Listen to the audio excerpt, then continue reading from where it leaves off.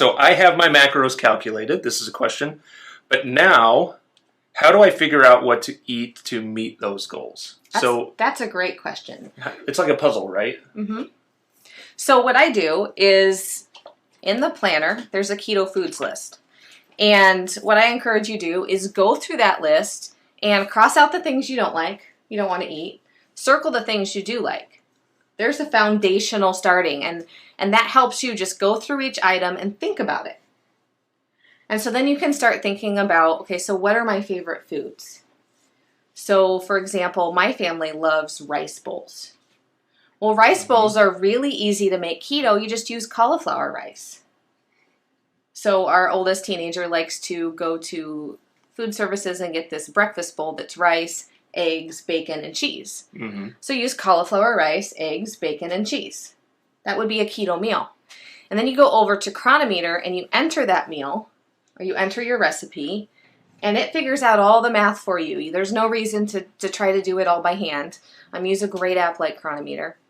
You can also go to the Cronometer's YouTube channel, and they show you how to do meal planning inside of there. That's also part of day 2 of the 7-day keto challenge. Day 1, I teach you how to log your food in Cronometer, how do you set up Cronometer, and in day 2 of the challenge, we go through how do you meal plan in Cronometer.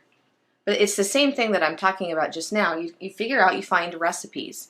Great resources for recipes are here at this channel, Tara's Keto Kitchen.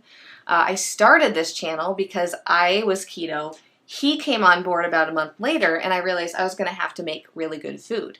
So I started making recipes just off the internet, and they were terrible. I saw one of you said you made pancakes that turned out terrible last night. I had that experience too.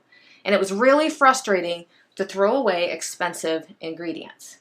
Because 3 years ago, you think the ingredients are expensive now? 3 years ago, it was much higher. To get a bag of almond flour for what we pay for it now, that it wasn't there. So I got frustrated, and I've been creating recipes since I was a teenager, and I thought I can figure this out. And so I went to work and I learned the science of the different flours and how they work together and how to use different leavening agents and binders. So that's kind of what I was teaching when I do my food demonstrations. We teach on that. But so you can find recipes here on the channel that have been proven. You'll see that the ratings are great. There's YouTube tutorials because I think it's important if you don't know how to cook, especially. Let's watch how to do it real quick. I do the overhead camera real quick. And then on my blog post, I try to break it down and I put in any substitutes you might be able to use. But know that when you're baking, so if you're making pancakes or waffles, you cannot substitute almond flour and coconut flour. Not substitutable because coconut flour is so absorbent. So it's really just about figuring out what foods you want to eat. You can also get done-for-you meal plans.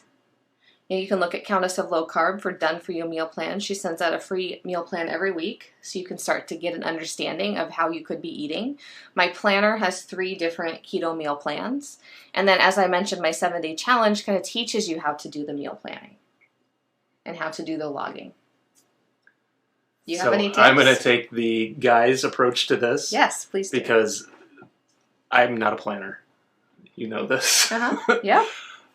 I would just go through the list, pick the things I like, and if I was coming from a SAD diet, right, standard American diet, just awful food, if I could do one thing, it would be to eat off that list.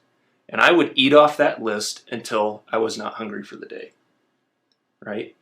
So you would keep it simple. So I would make one change. You would have a ribeye. And you would cook the ribeye in MCT oil, and you would have a side of cauliflower rice cooked in MCT butter oil and herbs, or just with tossed with butter. Something very simple. And for me, I probably wouldn't do Cronometer. That doesn't mean that you shouldn't, because that is really great advice. But I'm just trying to give another option for people who are like, oh, that sounds like too much work. I would just I would eat off the list.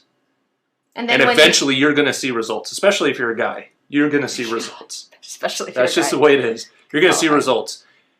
And then once you're like, okay, I'm getting the hang of what I like and what I don't like. And if you had a goal in mind, then I would be like, okay, how do I dial this in? How do I, how do I do this better, right? So that's kind of where I'm at with other things in my life, and that's just how I'm thinking about it right now. So like one of those things is, I've been doing back squats for 20 years, but now I'm getting some really good coaching on that. I'm tweaking little movements, little pieces of that. And that's how you could do that with this diet too, is once you get really good at the foundational stuff, then you have somebody who knows what they're doing, give you just a tweak here or there. And that little tweak could be the difference between losing a pound this month or losing 3 pounds this month, right?